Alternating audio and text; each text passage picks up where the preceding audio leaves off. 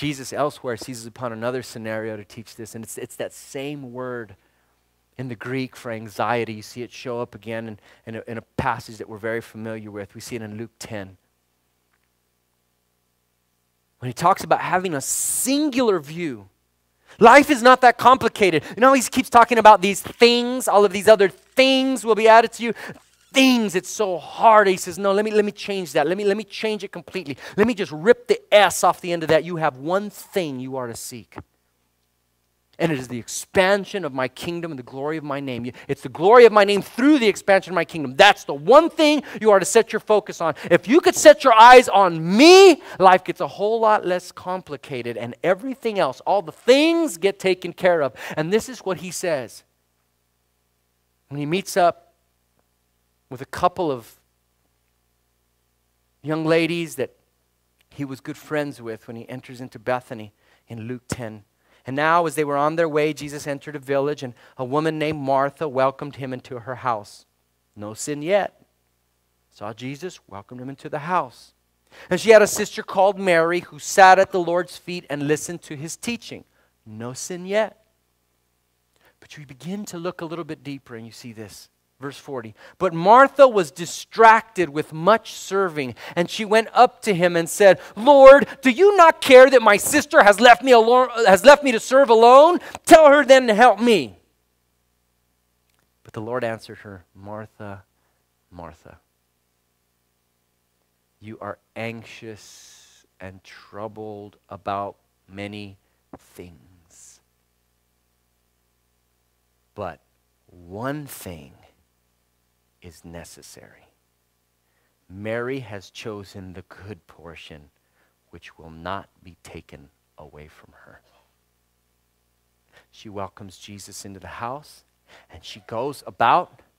Do we have enough chicken? And if we have chicken, do we have salt? And if we have salt, do we have garlic to put on it? And did we light the fire? I think we forgot to light the fire. And did we set the table? We got to set the table. And she's running around. She's trying to do all these things. And she's thinking about the things. And when she turns around, her sister, Mary, who she thinks should have been helping her in the kitchen, is sitting at the feet of the Master, listening to his teaching. And Mary is so enraged. She's doing all these things, and Martha's just doing all these things, and Mary's doing this one thing. And Martha is fretting over the things, and Mary is enjoying the one thing. And she even lodges her complaint with Jesus. Jesus, if you'll look down to your feet, you're going to see a girl who should be up and running around and nervous with me. Isn't it funny when we are anxious, peaceful people bug us? When we're worried and they're not,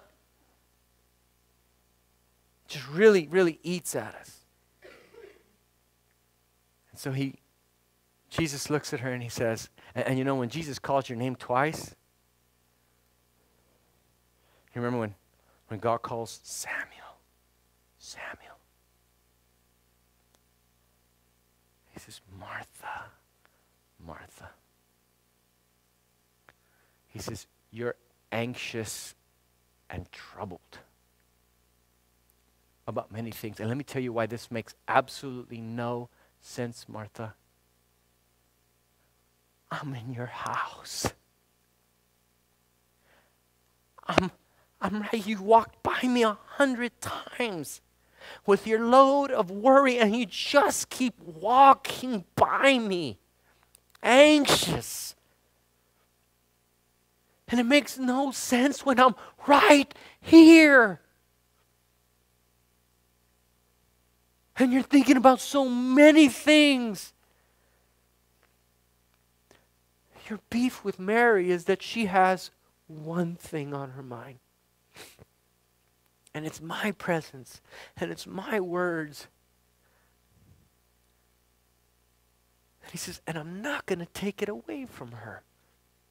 That's not just a scolding to Martha, it's an encouragement. For those of us who want to seek him as the one thing, the one focal point in our life, he says, I won't ever take that away from you.